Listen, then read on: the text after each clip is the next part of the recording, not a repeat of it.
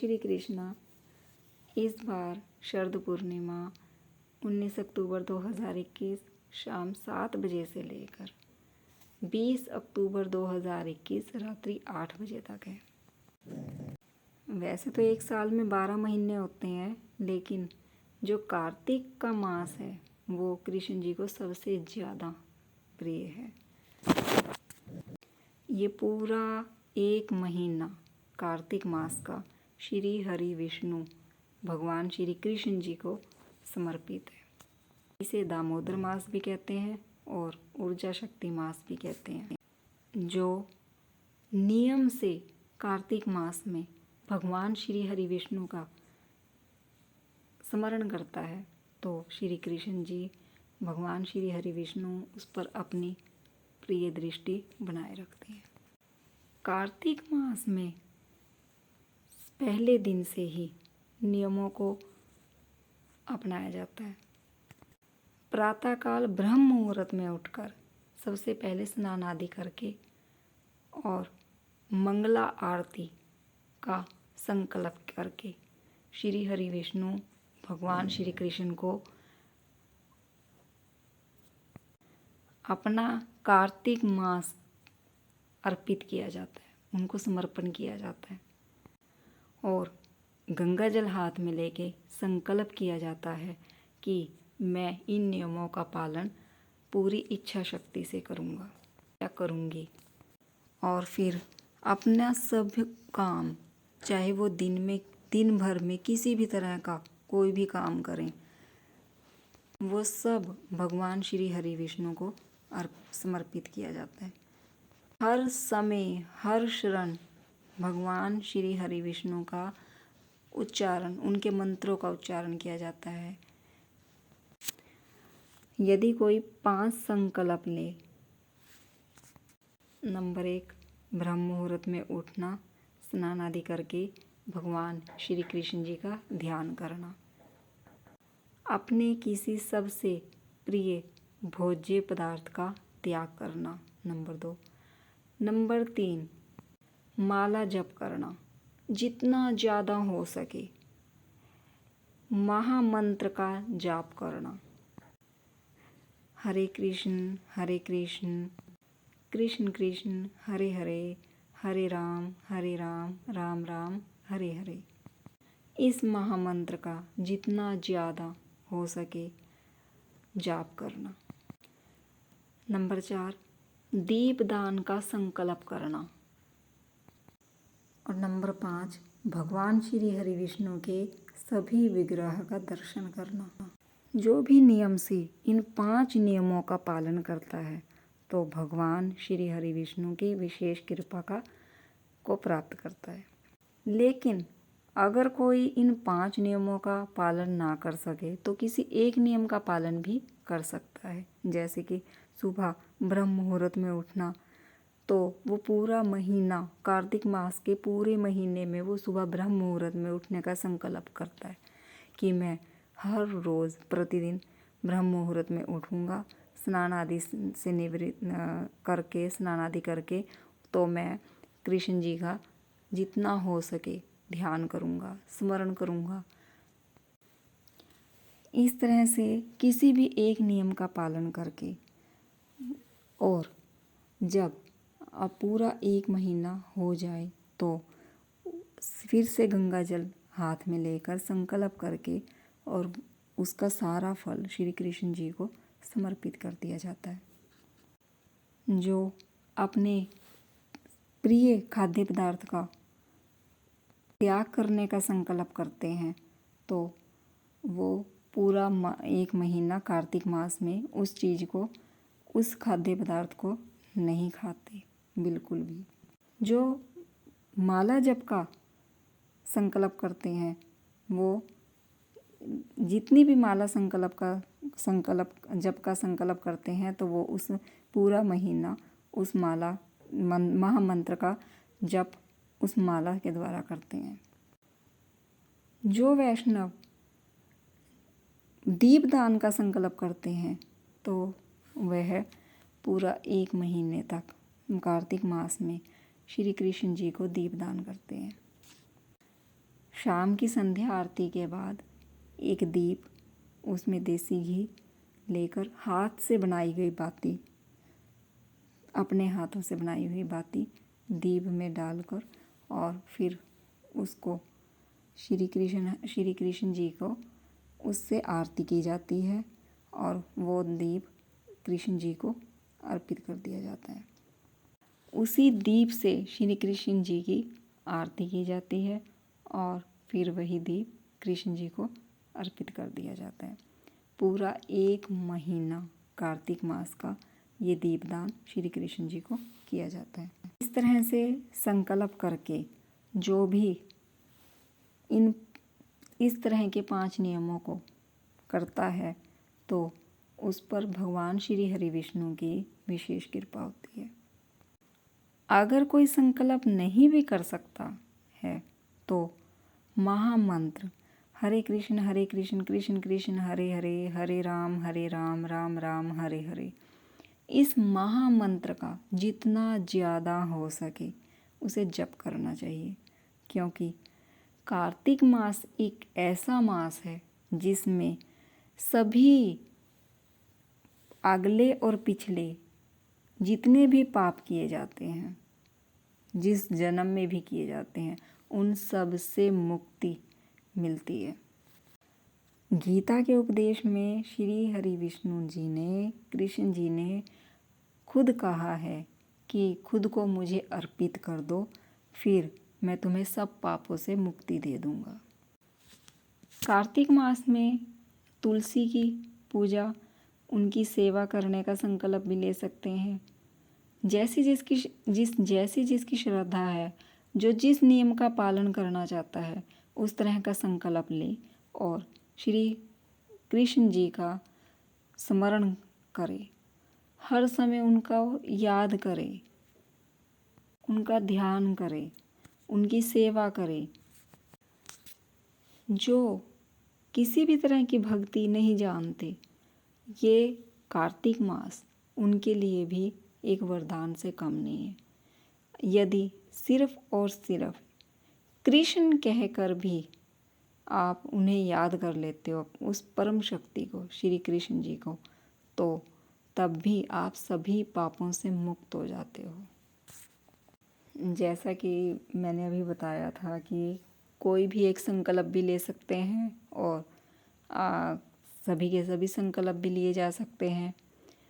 जैसा कि मैंने ब्रह्म मुहूर्त का संकल्प लिया हुआ था, तो मैं पूरे 4 बजे उठकर नहाकर स्नान आदि करने के बाद श्री हरि विष्णु को उनको मंगला आरती के लिए तैयार करके तो उनका ध्यान करती थी। अब इस बार ये तो मेरा कार्तिक मास में, ये तो मेरा जो ब्रह्म मुहूर्त में उठने का है वो तो मेरा कंटिन्यू रहेगा ही रहेगा। बाकी भी जो संकल्प हैं वो भी मैं लेती हूँ और उन्हें भी नियम से फॉलो भी करती हूँ। और इस बार भी श्री कृष्ण जी की कृपा से अभी तक मैंने सोच भी रखा है, मैं इन नियमों का फिर से पालन करूँगी। कार्तिक मास में श्री कृष्ण जी ने दामोदर रूप में लीलाएं दिखाई, इसीलिए कार्तिक मास को ही दामोदर दास भी कहते हैं। जब हम व्रत करते हैं, पूजा पाठ करते हैं, तो हमें अंदर से एक ऊर्जा मिलती है, एक अलग फीलिंग मिलती है। इसीलिए कार्तिक मास को ही ऊर्जा मास भी कहते हैं।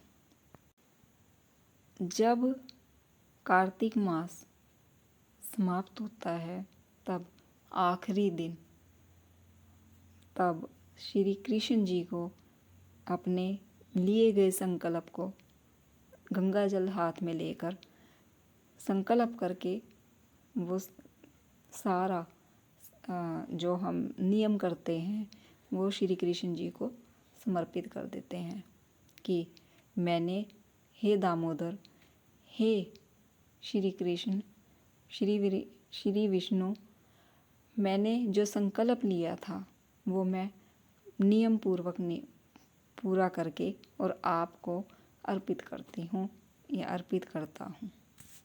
कहते हैं ना कि जब कुछ बुरा कर्म होता है तब हम भगवान को अर्पित कर देते हैं, तो अच्छे कर्मों को भी भगवान को ही अर्पित करना चाहिए।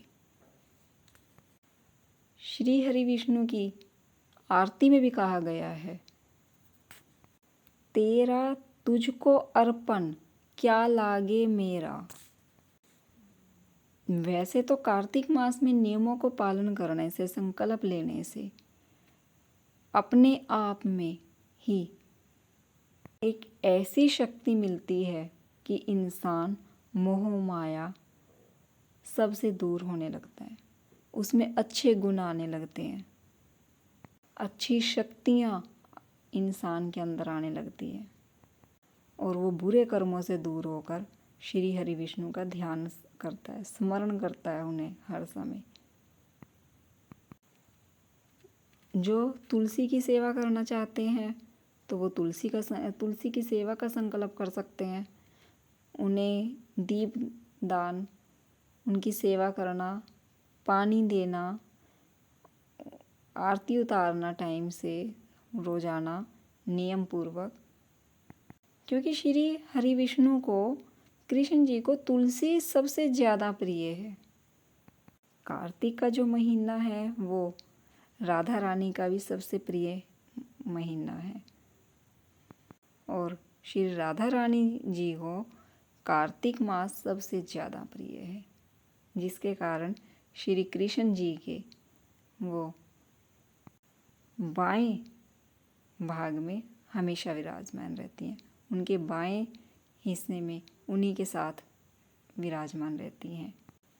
श्री कृष्ण जी कहते हैं, जो इंसान सच्चे मन से कार्तिक मास में नियम पूर्वक किसी भी एक तरह का नियम का संकल्प करता है, ब्रह्म मुहूर्त में उठने का, माला जप का, दीपदान का, मेरे सभी विग्रहों का स्मरण करने का, या अपने किसी भी खाद्य पदार्थ जो सबसे ज़्यादा प्रिय है उसे त्यागने का, या अन्य किसी प्रकार का जो कि व्यक्ति का कर्म उसे मुझ तक लाए, या इस तरह का कोई भी कर्म करता है तो वो इंसान, वो वैष्णव भक्त मुझे सबसे ज़्यादा प्रिय होता है और मैं ऐसे इंसान का साथ कभी नहीं छोड़ता, उसे हमेशा सुख अनुभव होता है।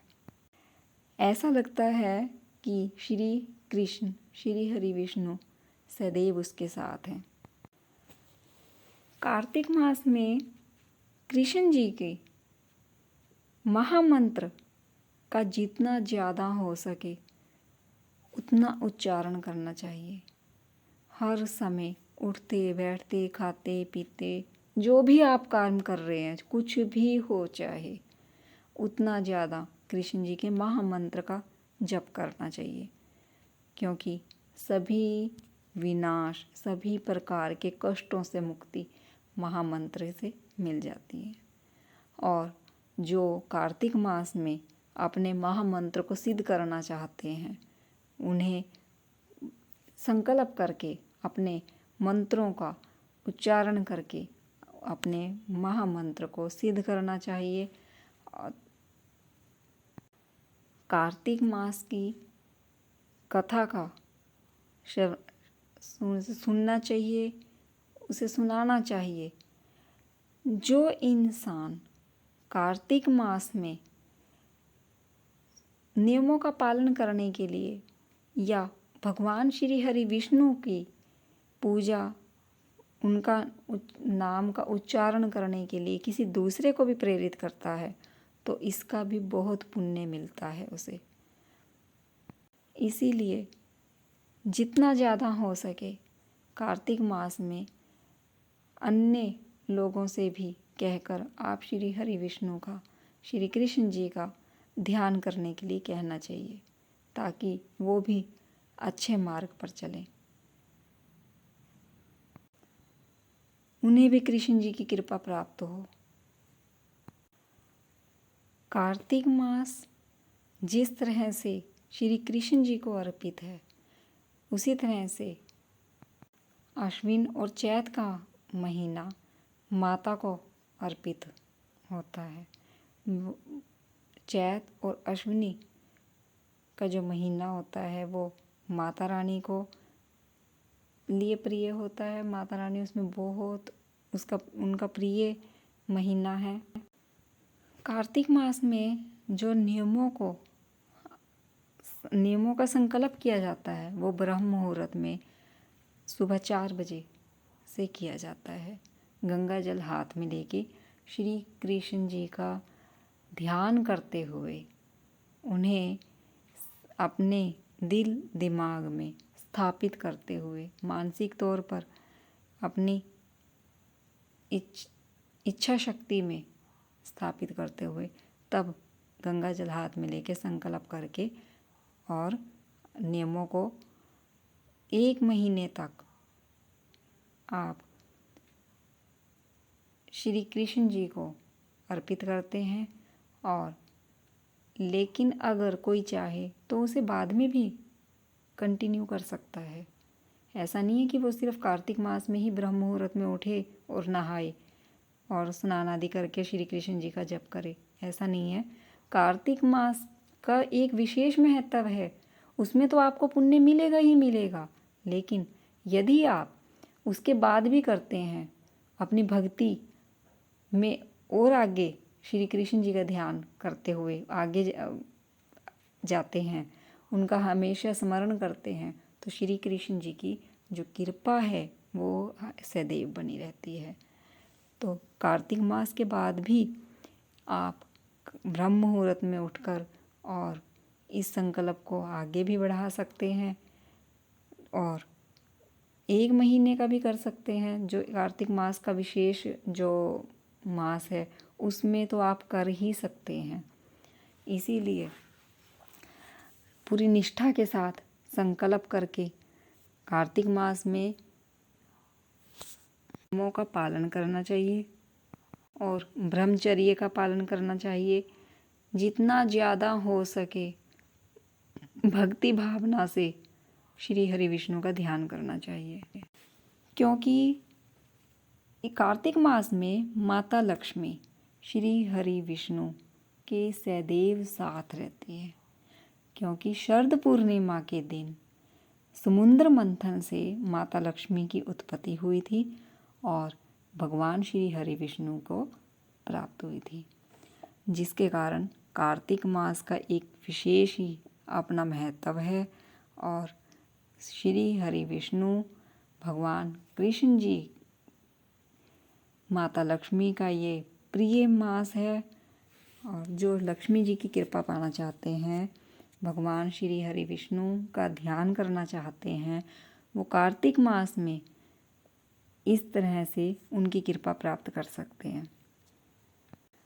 भगवान कृष्ण जी की सेवा कर सकते हैं, उन्हें भोग लगाइए, उन्हें नए नए वस्त्र पहनाइए, अपने हाथों से बनाकर तैयार कीजिए, उनकी सेवा कीजिए ताकि उन्हें किसी भी प्रकार का कष्ट ना हो। अपने आप को पूर्ण रूप से श्री कृष्ण जी को अर्पित कर दीजिए। जो कृष्ण जी का महामंत्र है, श्री कृष्ण गोविंद हरे मुरारी, हे नाथ नारायण वासुदेवा, और हरे कृष्ण कृष्ण कृष्ण हरे हरे, हरे राम राम राम हरे हरे। इन महामंत्रों का जितना ज़्यादा हो सके उन्हें उनका जप करना चाहिए। महामंत्र जप से सभी पापों से, सभी कष्टों से मुक्ति मिल जाती है। महामंत्र के जप से श्री कृष्ण जी की विशेष कृपा प्राप्त होती है। माता लक्ष्मी का सदैव श्री कृष्ण जी के, श्री हरि विष्णु जी के साथ विराजित रहती हैं वो, और उनकी विशेष कृपा पाने के लिए माता लक्ष्मी का ताकि सदैव स्थायी निवास घर में स्थापित हो, उसके लिए श्री कृष्ण जी का, श्री हरि विष्णु जी का सदैव स्मरण करना चाहिए। और जहाँ पर भगवान विष्णु हैं वहाँ पर तो माता लक्ष्मी अपने आप ही हैं। सारा जग लक्ष्मी का दास और लक्ष्मी श्री हरि विष्णु की दास। तो कार्तिक मास में अपना जो महत्व है उसको विशेष कृपा पाने के लिए श्री हरि विष्णु की का ध्यान करते हुए नियमों का पालन करने के लिए संकल्प से, इच्छा शक्ति से कार्तिक मास में प्रथम दिन से ब्रह्म मुहूर्त में उठकर अपने नियमों का संकल्प करें और पूरी श्रद्धा से, पूरे विश्वास से उनका पालन करें, ताकि भगवान श्री हरि विष्णु की कृपा आप पर सदैव बनी रहे और आप इसी संकल्प के साथ आप श्री हरि विष्णु का ध्यान कीजिए उनकी, ताकि उनकी विशेष कृपा आपको प्राप्त हो और उन माता लक्ष्मी का सदैव स्थायी निवास आप सभी के घरों में बने, वो स्थापित हों श्री हरि विष्णु के साथ। और कार्तिक मास में जिन नियमों का पालन आप सारी उम्र नहीं कर सके या नहीं कर पा रहे हैं, अब तक नहीं कर पा रहे हैं, आप उन नियमों को पालन करें। जय श्री कृष्ण, जय श्री कृष्ण। श्री कृष्ण गोविंद हरे मुरारी, हे नाथ नारायण वासुदेवा। श्री कृष्ण गोविंद हरे मुरारी, हे नाथ नारायण वासुदेवा। हरे कृष्ण कृष्ण कृष्ण हरे हरे, हरे राम राम राम हरे हरे। जय श्री कृष्ण, जय श्री कृष्ण। हरे कृष्ण कृष्ण कृष्ण हरे हरे। जय श्री कृष्ण। श्री कृष्णा।